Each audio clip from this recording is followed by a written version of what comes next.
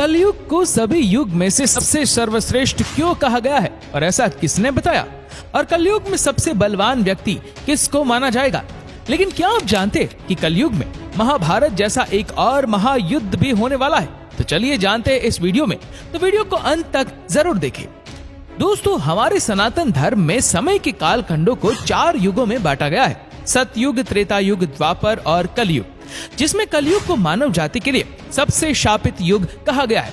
कहा तो ये भी जाता है कि जैसे जैसे कलयुग अपने चरम पर पहुंचेगा, हमारे समाज की हालत बद से बदतर होती जाएगी। लेकिन आपको जानकर हैरानी होगी कि प्राचीन समय में एक ऐसे महर्षि भी हुए जिन्होंने कलयुग को सभी युगों में सबसे सर्वश्रेष्ठ युग बताया। दोस्तों, कौन थे वो महर्षि? क्यों उन्होंने कलयुग को सर्वश्रेष्ठ युग बताया और उनके ऐसा कहने के पीछे क्या तर्क था? तो दोस्तों, यहाँ सबसे पहले तो आप ये जान लीजिए कि हम जिस महर्षि की बात कर रहे हैं उनका नाम है महर्षि वेदव्यास। उन्होंने ही कलयुग को सभी युगों में सर्वश्रेष्ठ युग बताया है। कथा के अनुसार एक बार ऋषियों की सभा में चर्चा हो रही थी कि कौन सा युग सर्वश्रेष्ठ है। कोई सतयुग, कोई त्रेता, तो कोई द्वापर को श्रेष्ठ बता रहा था। जिसके बाद सभी ऋषिगणों ने मिलकर समाधान के लिए महर्षि वेदव्यास के पास गए। जब सभी ऋषिगण महर्षि वेदव्यास की कुटिया के समीप पहुंचे तो उन्होंने देखा कि महर्षि व्यास जी गंगा में डुबकी लगाकर ध्यान कर रहे। कुछ समय बाद महर्षि व्यास ध्यान से उठकर जल में खड़े हो गए और फिर उन्होंने जल में डुबकी मारी और ऊपर आने पर युगों में कलयुग, वर्ण में शुद्ध और इंसानों में स्त्री श्रेष्ठ है, ऐसा जपने लगे। महर्षि को ऐसा करते हुए देख यहाँ ऋषिगण कुछ समझ पाते उससे पहले ही व्यास जी फिर डुबकी मारते हैं और ऊपर आकर कहने लगे, शुद्ध तुम श्रेष्ठ हो और तुम ही धन्य हो। अब सभी ऋषिगण एक दूसरे की तरफ आश्चर्य से देखने लगे और महर्षि व्यास के इस व्यवहार पर आश्चर्यचकित होकर आपस में बात करते हुए कहने लगे कि अब तक तो हम लोगों ने सुना था कि युगों में कलयुग श्रापित युग है और जातियों में ब्राह्मण ही श्रेष्ठ है, तो फिर व्यास जी ये कौन सा मंत्र जाप रहे? सर्वे ऋषि इसी पर सोच विचार कर रहे थे।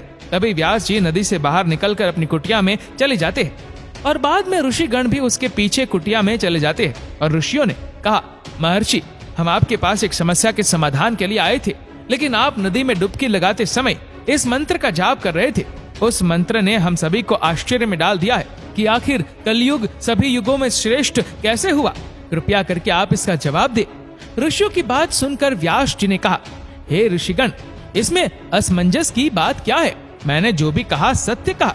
मनुष्य को जो फल सतयुग में 10 वर्ष तक कठोर जप तप करने से मिलता है, वही फल मनुष्य को त्रेता में 1 वर्ष में, द्वापर में 1 महीने और कलयुग में 1 दिन में प्राप्त हो जाएगा।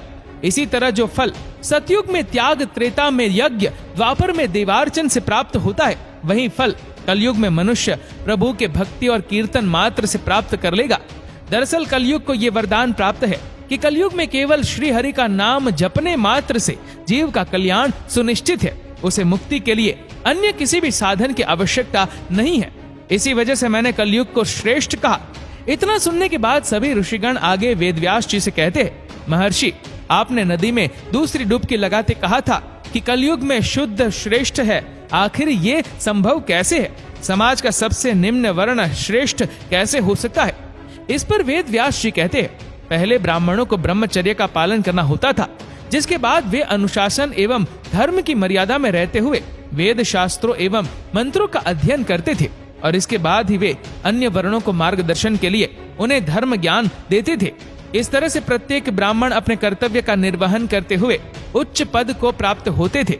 लेकिन कलयुग में ब्राह्मणों में ये सभी गुण देखने को नहीं मिलेगा, इसीलिए वे सभी उच्च पद को प्राप्त नहीं होंगे। लेकिन शुद्ध में पहले से ही ब्रह्मचर्य और शास्त्रों के अध्ययन का नियम लागू नहीं होता आ रहा है। इसीलिए कलयुग में जो शुद्ध होंगे वे अपनी सेवा भाव के बल पर उच्च पद को अर्जित कर लेंगे। इसीलिए मैंने शुद्ध को कलयुग में सभी मनुष्यों में श्रेष्ठ कहा। दोस्तों, कथा के अनुसार व्यास जी यही नहीं रुके, वे आगे कहते हैं, जो पुरुष कलयुग में अपने गुण रूपी जल से अपने समस्त दोषों को धो डालेगा, वो पुरुष कलयुग में श्रेष्ठ पुरुष कहलाएगा।